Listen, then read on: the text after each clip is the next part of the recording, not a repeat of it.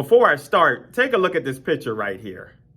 You see that? I thought that was hilarious. That showed up in one of my Facebook feeds there many years ago, and I saved the picture because I always thought about this, and I'll explain more about that later. But what this message is based upon my thumbnail is where I use that same scraggly looking animal there to show how they look once the false prophets and people are done using them, and how they will destroy them.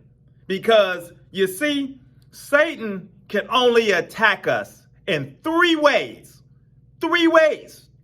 Lust of the flesh, lust of the eyes, and pride of life.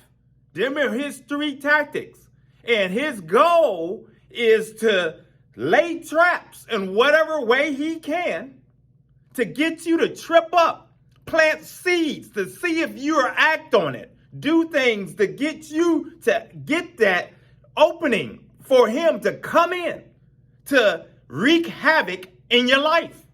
And just like that picture that I just showed you with many people, and I've known it myself, and I am guilty of it, because when I first got saved like that, I was involved with a female. I mean, I look back, this woman was definitely sent by Satan. She would laugh at church people when I would take her to church because I was trying to convert her. You can't convert. You don't do that. The scripture tells us to not be not unequally yoked.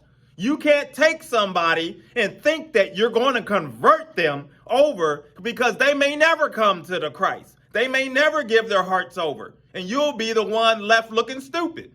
And this is what's going on within the church realm right now. You've got a lot of people that are going to be looking stupid. They're going to be looking when the devil's done with them and wearing them out. He's going to wear them out. You ever seen somebody that's hooked on drugs? You known anybody that's hooked on drugs? I remember back during the crack era where my track assistant coach that was for Ohio State University, the big university, he coached there. This guy was a in shape guy. And this was back when I had converted over, before I came to the Lord, and I was running the streets. And I remember seeing him one night. His eyes were big. He was looking crazy. And he was asking about buying some crack. And it was unbelievable. That's how knowing what I knew about him growing up, being in high school, and to see him out here begging for crack.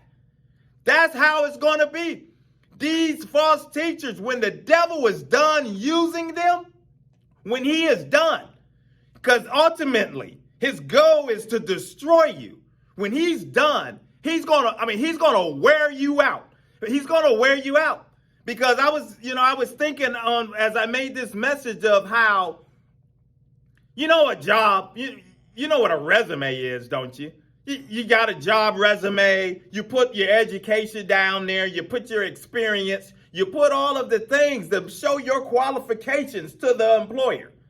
And I was thinking how, so many of these followers that follow these false fake teachers that are out here continuing to get worse, they have these people on their spiritual resume.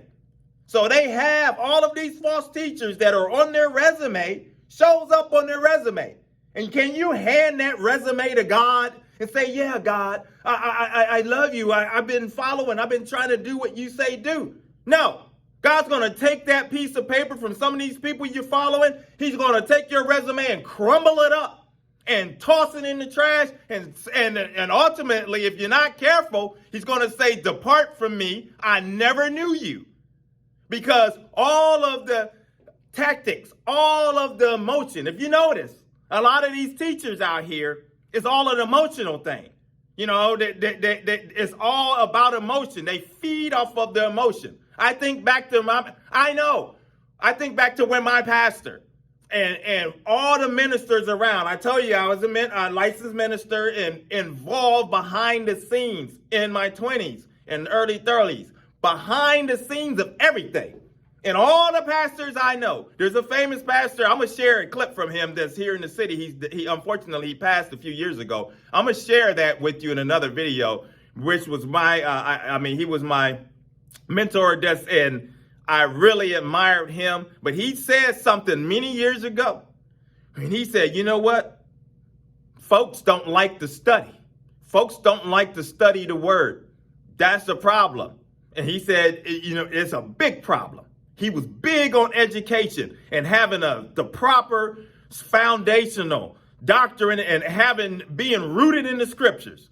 Study. And I would see my pastor and people like them, they had their time of studying. Like when I worked at the church, and my pastor would have what books out as he's researching, as the Lord is giving him the message for Sunday morning, and he's working on his sermon, and he'll be there typing on the computer, putting his message together and what the Lord has for him. And if you notice, a lot of these teachers, so-called pastors, teachers, and these on YouTube, that they can get on there and make videos 2, 3, 4 times a day, which tells me they ain't studying. You know how much it takes to prepare for a sermon? Man, I mean, prepare for a sermon is no joke. You got to first, you got to hear clearly from God. He may give it to you piece by piece. You may not get it until Friday, Saturday night before the Sunday morning. It's a lot of preparation involved. But these people they show, and their followers don't see that. These guys are preaching. They have there's no type of, I know pastors, and I've done it myself in the past when I actually preach, but that takes a whole lot of study to preach with no notes or just have an index card with your main bulletin points and preach like that, because it's within you and you studied enough, and the word for that message and the word is within you. And these people that you see, a lot of them, they have nothing. They have nothing but their emotion. They're screaming, they're yelling, they're doing all kinds of stuff, and people are just all caught up and crying and down on their knees. And I'm not saying that that's anything wrong with that. But if that's your regular type of thing, there's no true study, biblical studies going on, breaking down the scriptures and helping you understand. I bet you most of these people to want to be pastors, that, like I say, most people don't even want to go to Sunday school. Sunday school is always empty. Bible studies, just a handful of people there. But they'll come for that emotion. And see, and when it's all said and done, just like the prodigal son, where after he got out there with his little prideful self and hard-headed and go out into the world, and the world tore him up to where he was flat down on his face and had to resort to eating with the pigs. That's what's going to happen to all of these people that's out here thinking it's okay to continue to be prideful and say, you know what?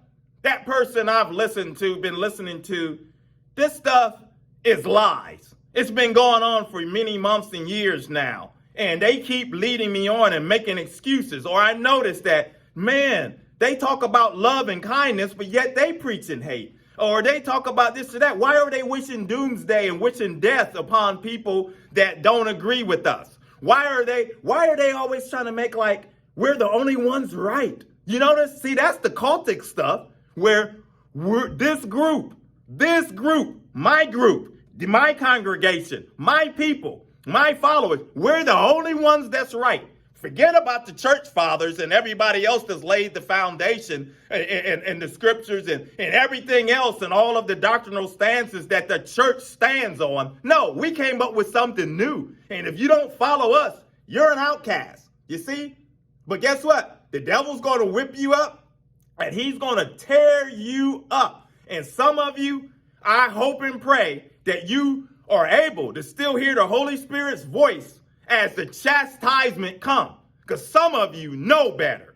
Some of you know better, especially those of you that have been involved in the church and given your life to the Lord truly, and you've allowed yourself to be fooled by the evil one. Well, we'll continue to call people out. We'll continue to expose Satan and his devices and punch him right in between the chops. Evangelism for God's the channel. My name's Maurice Braxton. If you're new, consider subscribing, hit like, coming along for the journey, because we're going to continue to give God the glory on this channel. And until the next videos, my friends, take care. God bless.